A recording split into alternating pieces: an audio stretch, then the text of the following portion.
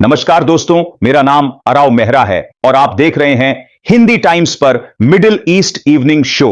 खबरों की शुरुआत करने से पहले हमारी आपसे विनती है कि हमारे YouTube चैनल को सब्सक्राइब कर लीजिए और साथ ही लगे बेल आइकन पर भी क्लिक कर दीजिए। अपने दोस्तों के साथ इस वीडियो को शेयर कीजिए और कमेंट बॉक्स में बताइए कि आप भारत के किस हिस्से से हमारी वीडियो देख रहे हैं।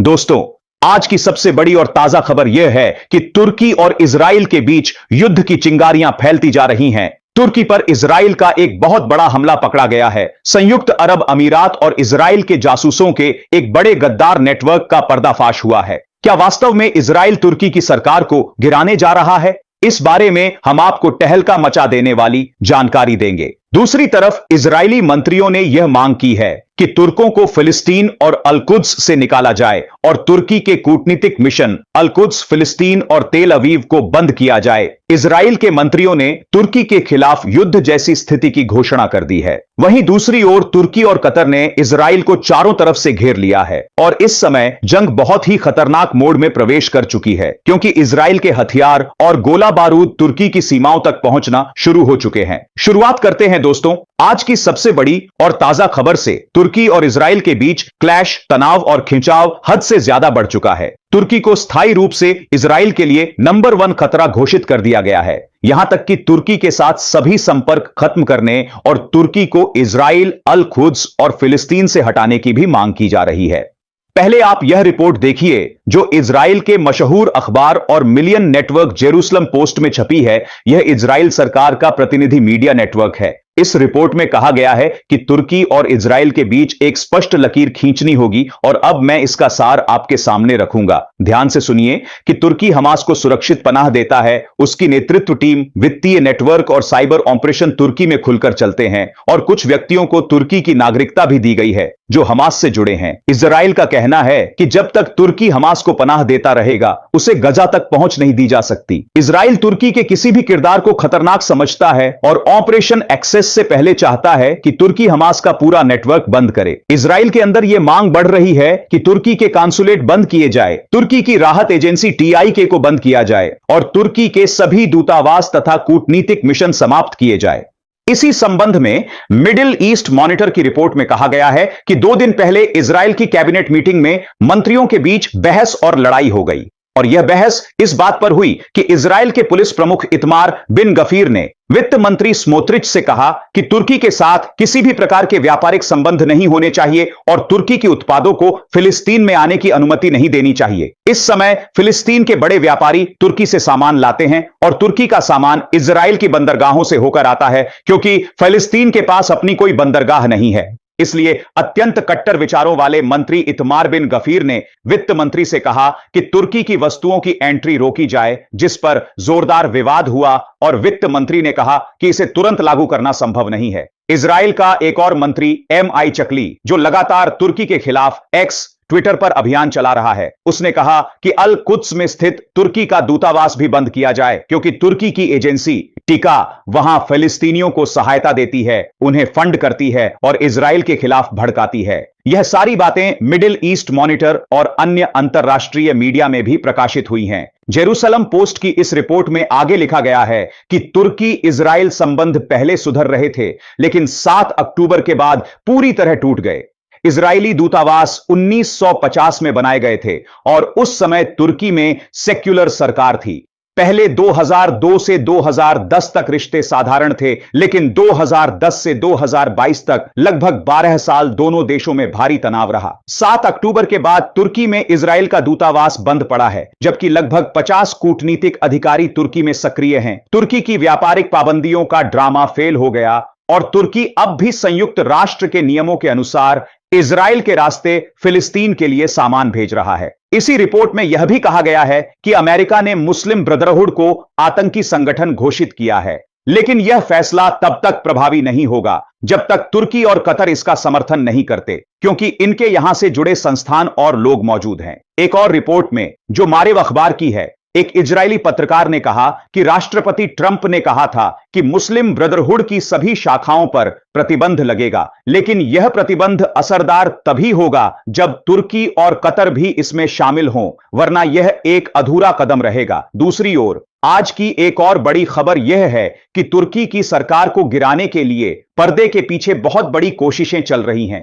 तुर्की के मीडिया में आज यह बड़ा खुलासा किया गया कि तुर्की की खुफिया एजेंसी ने एक बड़ा जासूसी नेटवर्क पकड़ा है जो यूएई के एड में इजराइल के लिए काम कर रहा था। रिपोर्ट में बताया गया है कि खुफिया जानकारी, संवेदनशील जगहों की तस्वीरें और महत्वपूर्ण डेटा यह नेटवर्क इस्तांबुल और अंकारा से यूएई तक भेज रहा था। इस्तांबुल के अभियोजन विभाग के अनुसार यह नेटवर्क तुर्की के महत्वपूर्ण संस्थानों से संवेदनशील डेटा इकट्ठा कर रहा था। तुर्की की खुफिया एजेंसी एमआईटी ने पूरे नेटवर्क को पकड़कर डीएक्टिवेट कर दिया है और यह घटना यूएई और तुर्की के संबंधों में नई तनावपूर्ण स्थिति को जन्म दे रही है।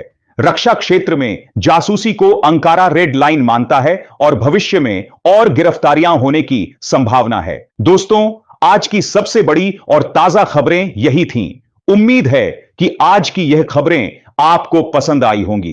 हमारे YouTube चैनल को सब्सक्राइब करें और साथ लगे बेल आइकन को जरूर दबाएं। जय हिंद, जय भारत।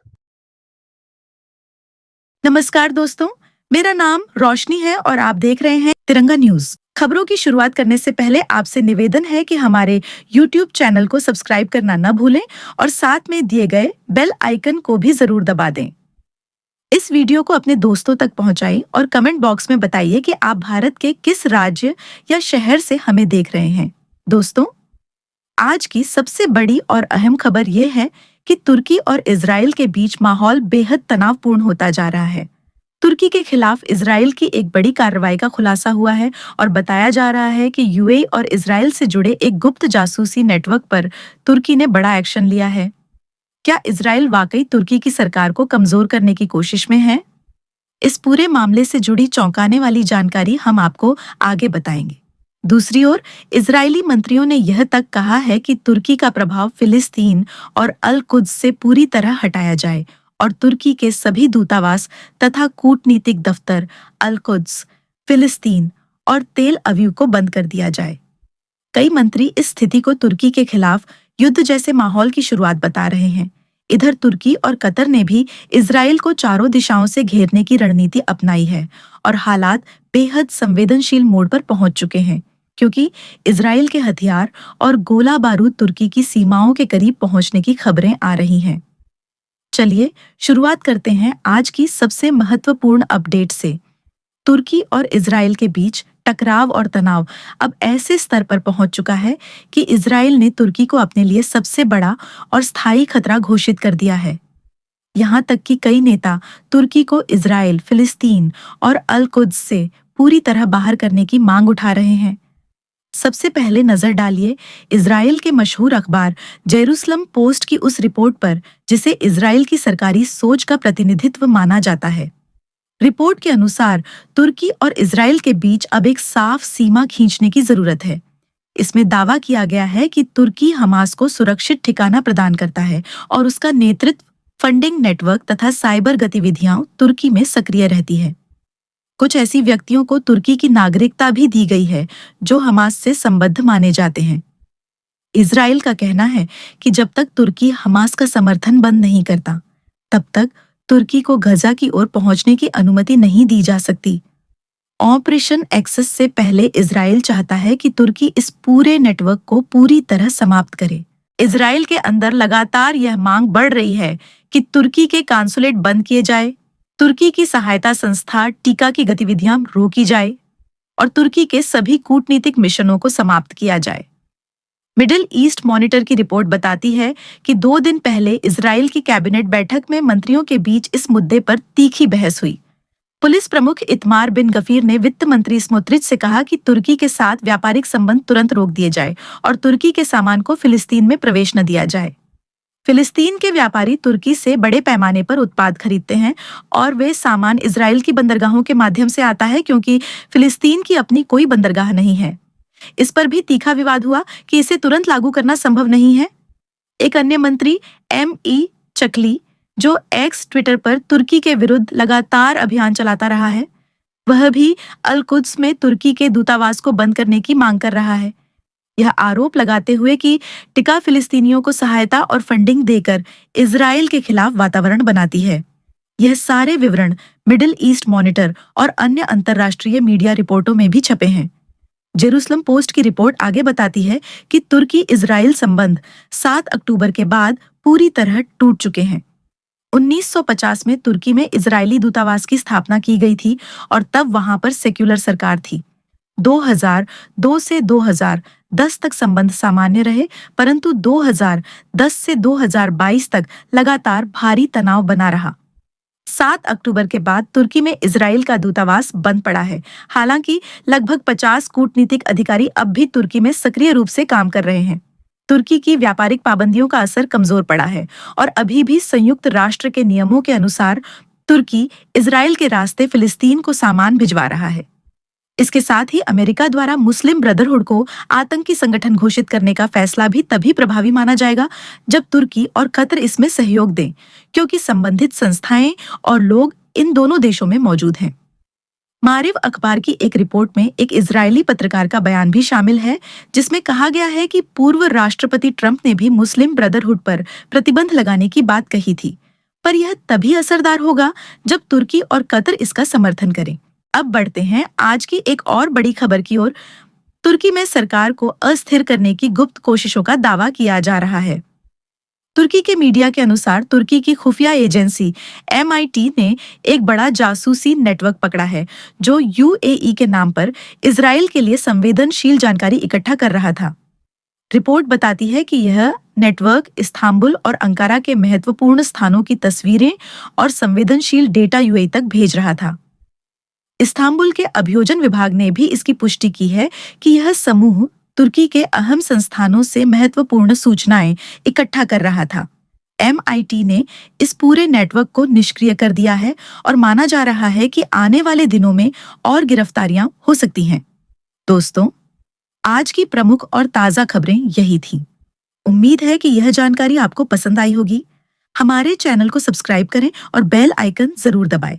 जय हिंद, जय भारत।